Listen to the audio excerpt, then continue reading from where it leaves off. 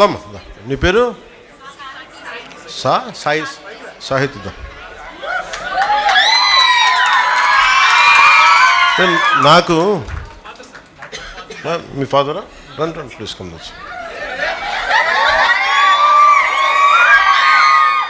Okay, నాకు ఎంత నచ్చిందంటే ఈ జింక చూస్తే సగం ఎండిపోయింది ఫారెస్టేషన్ వల్ల, అదే పచ్చగా ఉండి ఎంతో కళకళలాడుతుంటాయి అనేది చూపించడం మనస్ఫూర్తిగా ఇది ఎంత అద్భుతం కదా. ఇది ఈ రోజున సాహితీ కానీ ఇక్కడున్న చిన్నపిల్లలు కానీ అందరూ కూడా మీరు ఈరోజు చేసింది చాలా సామాన్యమైన విషయం కాదు. ఇది చూడటానికి ఏదో పెయింటింగు ప్రైజ్ కాదు, దీనికంటే చాలా లోతైంది. Thank you.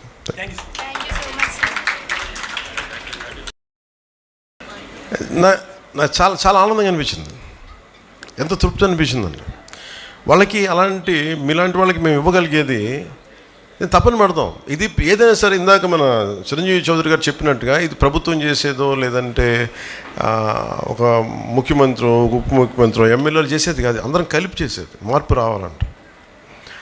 నాకు చాలా చిన్నప్పటి నుంచి అనుకునేవాడిని ఓజోన్ లేయర్ దెబ్బతినేస్తుంది, వాతావరణం ఎల్నినో ఫ్యాక్టర్ వచ్చేస్తుంది, భయపడిపోయాను చిన్నప్పుడు. నేను పెరిగి పెద్ద అయ్యేటప్పుడు ప్రపంచం కూలిపోద్దా, ఇంక బతకలేమా, చాలా భయం ఉండేది నాకు.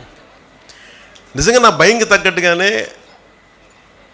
నీళ్లు తీస్తుంటే ఇప్పుడు తాగుతుంటే వాళ్ళు చిన్నప్పుడు సైన్స్ ఫిక్షన్ బుక్స్ చదువుతున్నప్పుడు 8th క్లాస్లో 10th క్లాస్లో భవిష్యత్తులో మాస్కులు పెట్టి తిరగాలి, నీళ్లు ఇట్లా మనం ఎలా పడితే చిన్నప్పుడు మామూలు కొళాయిలు వెళ్ళిపోయి ఫ్రెండ్స్ ఇళ్ళలో ఆడుకుంటుంటే అక్కడ కూర్చోబెట్టి నీళ్లు తాగేసేవాళ్ళం, అన్నీ బాగానే ఉండే. ఇప్పుడు ఏదన్నా తాగాలంటే భయం వేస్తుంది.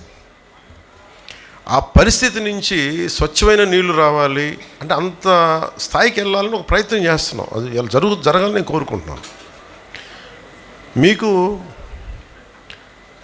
ఈ ఎల్నినో ఫ్యాక్టర్ కానీ లేదంటే మనకి ఈ కూర్చోబెట్టి మన ఓజోన్ పొర దెబ్బతింటుంది ఒకసారి అంటే ఎంత విచిత్రంగా ఉంటాయంటే మన పాలసీస్. ముఖ్యంగా చిన్నపిల్ల నాకు ఒక చిన్నపిల్లడు చెప్పాడు ఈ మాట. ఎవరితో మాట్లాడుతూ ఉంటే ఒకసారి ఏదో రోడ్డు మీద వెళ్తూ ఉంటే టపాసులు వెలిగిస్తూ ఉన్నారు దీపావళికి టపాసులు వెలిగిస్తూ ఉంటే వాళ్ళ ఎవరు చెప్తారు, అబ్బాయి పాట ఏం చెప్తున్నట్టు నువ్వు పాటు చేయకూడదు, ధూళి వచ్చేస్తాయి అవి వచ్చేస్తాయంటే అతను చూసి మరి ఇంతకుమించి పెద్ద బాంబులు పేలుస్తారు కదా, మరి దానికి ఏంటి, దానికి రాదా అన్నాడు. అప్పుడు నాకు అనిపించింది ఎందుకు గుర్తొచ్చిందంటే ఇందాక ఎవరో ఫోన్లో మెసేజ్ పంపించారు, మనం ఎంతసేపు పర్యావరణం కాలుష్యం అయిపోయింది ఇదైపోయింది అనుకున్నాం, మనకి దీపావళికి బాంబులు వెలిగిస్తే అయిపోద్ది. మరి యుద్ధాలు జరిగే ప్రపంచంలో దేశాలు ఎంత కాలుష్యాన్ని క్రియేట్ చేస్తాయి. ఒక బాంబు దాడి జరిగితే కొన్ని వందల ఫ్యాక్టరీలు ఎంత కాలుష్యం క్రియేట్ చేస్తాయో దాన్ని అంతా కాలిస్తే అంత మించి కాలుష్యం ఉంటుంది. ఇది చిన్నపిల్లలు చాలా పట్టుకుంటున్నారు, ఇది పెద్దవాళ్ళు ఎంత పట్టుకున్నారో నాకు తెలియదు కానీ చిన్నపిల్లలు అడుగుతాను, ఎందుకంటే వాళ్ళ భవిష్యత్తుకు సంబంధించింది. మీకున్నంత భయం ఎందుకంటే మీరు ఎదిగి పెద్దవాళ్ళు అనుకుంటారు మీరు, ఎందుకంటే నాకు చిన్నప్పుడు నాకు ఆ భయం తెలుసు. నేను పెరిగి పెద్ద లోపు ఎన్ని పాడైపోతాయా ఇవన్నీ భయంతో. ఏంటంటే పిల్లలు ఎక్కువ విఘ్నత ఉంటారు. నేను ఎప్పుడు చిన్నపిల్లల్ని వాళ్ళు 2 ఏళ్ళు నుంచి కానీ 18 ఏళ్ళ వరకు నేను చాలా కీన్గా వింటాను పిల్లల మాట. ఎందుకంటే మీలో భవిష్యత్తు కనిపిస్తుంటుంది, ఎందుకంటే మీరు మాట్లాడే భయాలు పెద్దవాళ్ళకి అడ్రస్ చేయాలి. నాకు అందుకని చిన్నపిల్లలు ఏదైనా మాట చెప్తే వాళ్ళు వింటాను వాళ్ళ మాట. అందుకని వాళ్ళ సలహాలు కూర్చొని మీ చిన్నపిల్లలని చెప్పి నేను ఎప్పుడు పక్కన పెట్టను. మీరు ఒక మాట చెప్పి ఒక చిన్నపాటి సలహా చెప్తే వెంటనే తీసుకుంటాను అది నేను. అందుకని ఒకసారి చిన్నపిల్లలు కూర్చొని ఎందుకు మాట్లాడతానంటే వాళ్ళ నోట్లో నుంచి కల్మషం లేని మాట వస్తుంది, అంటే ఏ జడ్జిమెంట్ ఉండదు. ఇతను ఒక ఉప ముఖ్యమంత్రి, ఇతనికి చాలామంది అభిమానులు ఉన్నారు, అయ్యేం ఉండవు. నేను బాగలేదనుకోండి చెప్పేస్తారు మొహం మీద, ఈ పని నీకు బాగలేదని. విఘ్నత గల వ్యక్తిగా నేను వినాలన్నమాట, నేనే కాదు పెద్దవాళ్ళు ఎవరైనా సరే. అందుకనే పిల్లలు పర్యావరణం గురించి చెప్తుంటే చాలా వినాలి. ఇందాక పాప వేసిన డ్రాయింగ్ అది ఏదో ప్రైజ్ కోసం వేయాలి, లోపల నుంచి ఒక భావన కదిలితే అంటే భవిష్యత్తు మీద ఎంత బాధ్యత భయం లేకపోతే అలాంటి భావన రాదు. అలాంటి వాతావరణంలో ఉండాలి ఆ పాప. అందుకని మనందరం బాధ్యతగా తీసుకోవాలి అని చెప్పి అందుకని నాకు దీన్ని ప్రత్యేకించి దేనికి వచ్చానంటే, మీలాగే ఈ ఆలివ్ రిడ్లీ కన్జర్వేషన్ టీం అని ఇందాక మనం చూసాం కదా. మీ పేరు భోగిరాజా? మీ పేరన్నా భోగిరాజు? భోగిరాజు గారు. సముద్రపు తాబేళ్ళు అంటారా? అంటే సముద్రపు తాబేళ్ళని సంరక్షించడానికి డాక్టర్ సుప్రజాధారిణి గారు, టి రాజ్, సూరజ్ గారు, చంద్రారెడ్డి గారు, సోమేశ్వర్, వీళ్ళతో పాటు నరేష్ గారు, వెంకటేష్ గారు, లక్ష్మయ్య గారు, జాలయ్య గారు, భోగిరాజు గారు.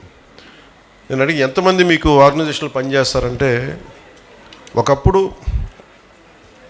భోగిరాజు గారు మీరు సాంప్రదాయ మత్స్యకారులు, మీరు ఒకసారి రండి, మీరు రండి, ఇక్కడ రండి, మేము గుర్తించాం. అదే అదే అదే రండి రండి, ఎంతమంది రండి, వర్షం లైన్ నుంచి దమ్మా. మీరు రండి ప్లీజ్, మీరు ఇటు రండి, మీరు ఇటు రండి మేడం, ఇటు రండి. Can come those. ఎందుకు పిలిపించానంటే, ప్రపంచంకి వాళ్ళ కష్టం తెలియాలి. జాగ్రత్త కొంచెం. డాక్టర్ సుప్రజాధారిణి గారు కేవలం సముద్రపు తాబేళ్ళని వేటాడేస్తున్నారు.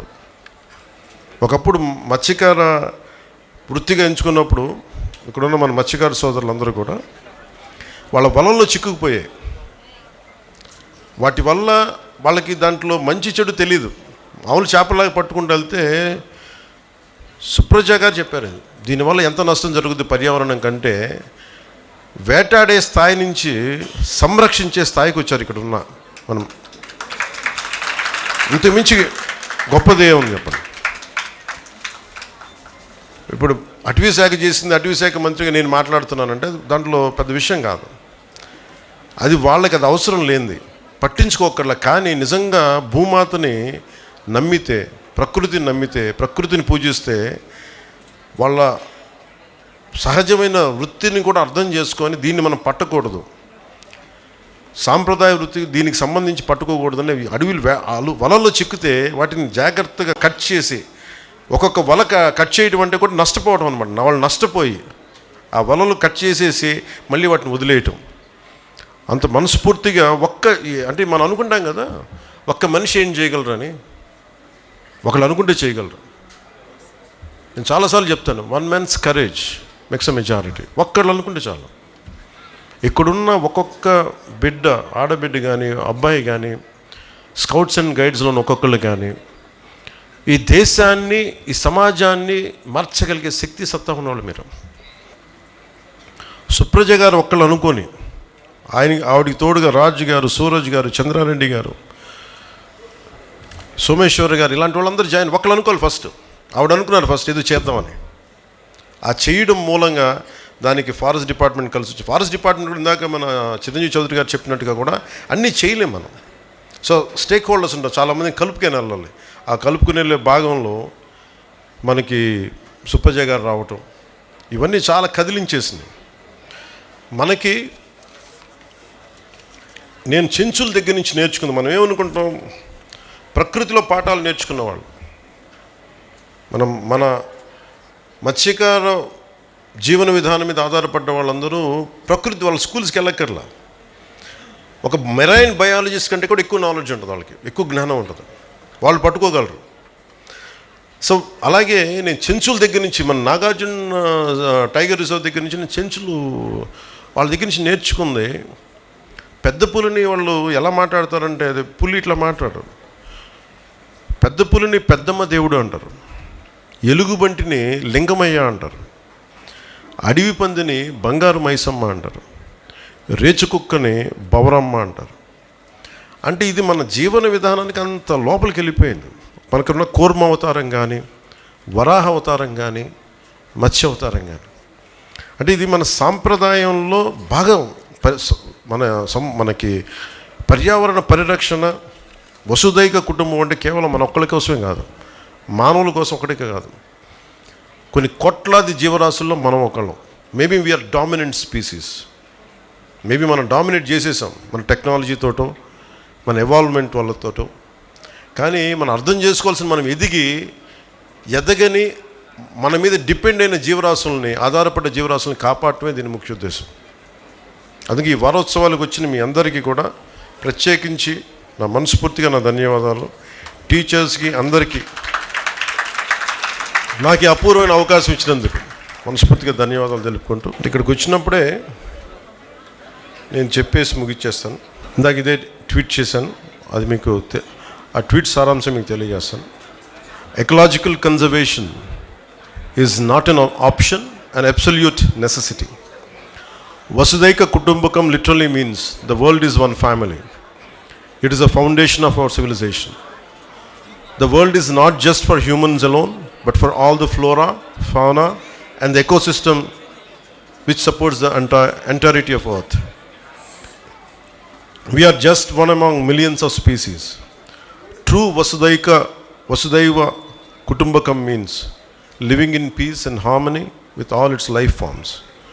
And all our Vedas reflect that.